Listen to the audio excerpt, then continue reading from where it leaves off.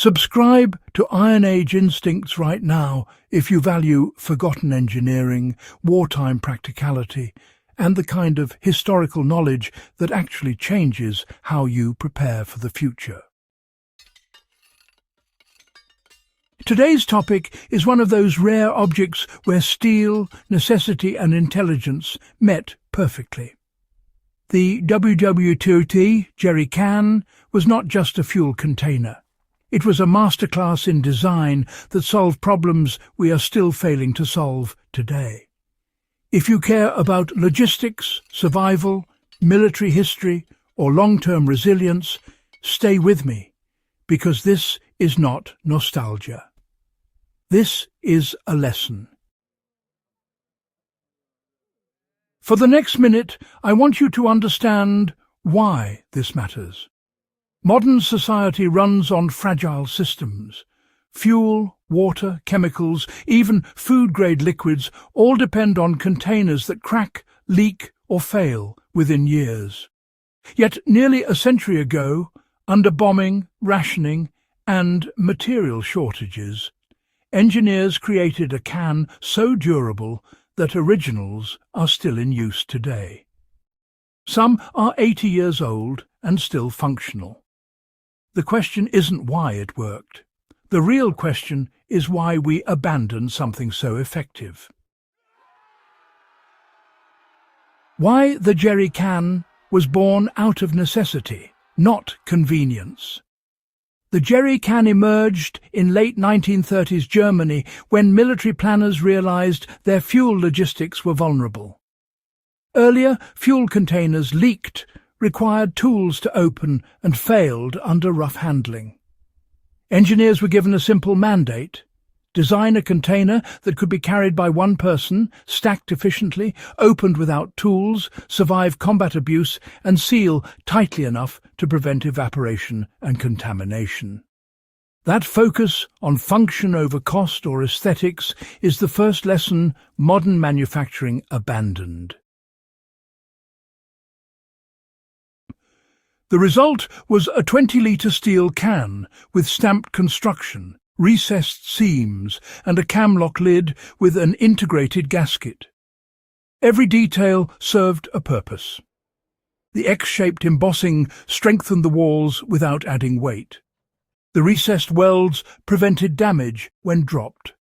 The three-handle design allowed one person to carry it, two people to carry it together, or a human chain to pass it efficiently. This was not accidental brilliance. It was disciplined engineering. WWII jerry cans were made from thick, low-carbon steel, not thin alloys chasing cost savings. The interior was often treated to resist corrosion. Seams were welded or crimped in ways that reduced stress points. Even when dented, the structural integrity remained. Modern fuel cans, especially civilian ones, are often plastic or thin steel with multiple weak points. They prioritize weight reduction, regulatory compliance, and manufacturing speed over lifespan. The WWII can was designed assuming abuse. It was meant to be thrown from trucks, dragged across sand, frozen, overheated, and still function. Modern designs assume careful handling. That single assumption explains most of the decline in durability. When engineers stopped designing for worst-case scenarios, longevity disappeared. After the war, mass production shifted toward consumer markets. Plastic was cheaper, lighter, and faster to mold. Environmental regulations, safety standards, and cost pressures all favored disposable designs. A container that lasts 80 years is terrible for repeat sales. Planned obsolescence doesn't require conspiracy. It emerges naturally when cost accounting replaces long-term thinking.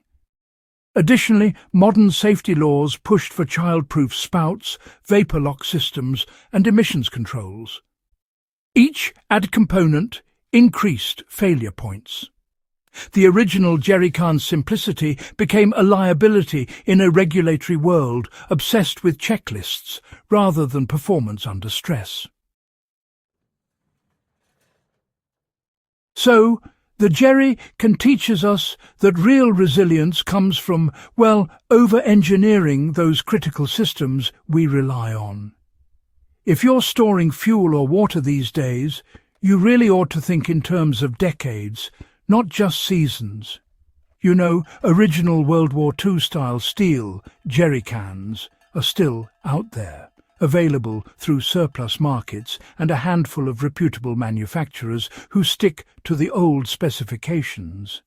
When you're choosing one, look for thick steel, welded seams, a proper camlock lid, and replaceable gaskets. Avoid those modern vintage-style replicas. They only copy the look, not the function. In practical terms, a serious prepper can use original spec jerry cans not just for fuel, but for water storage, diesel for generators, kerosene, or even dry goods, provided they're properly cleaned and lined. The stackability alone makes them far superior for long-term storage planning. And, you know, one properly stored steel jerry can easily outlast several plastic replacements, saving money and, more importantly, reducing your risk of failure. The real takeaway here is actually much broader. The World War II jerry can represent a design philosophy that's honestly worth reviving.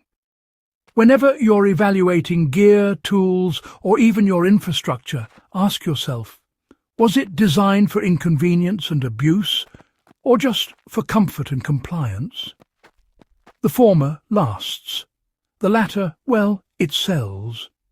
This mindset applies to everything, really. Your hand tools, cookware, clothing, shelter materials.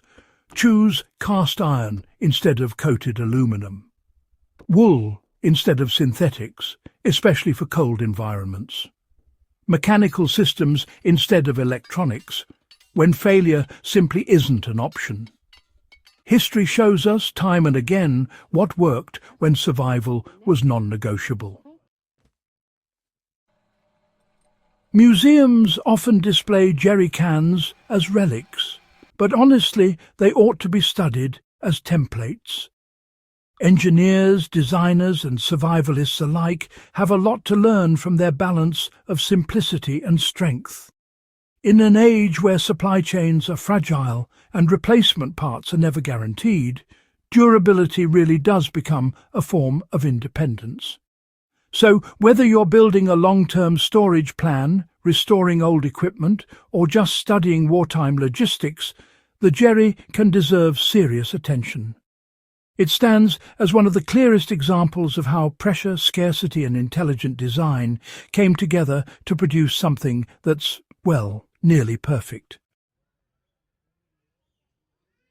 If this kind of deep, practical history matters to you, go ahead and subscribe to Iron Age Instincts. And, you know, share this video with someone who still believes newer is always better. History doesn't just tell us where we came from. It shows us what we foolishly left behind.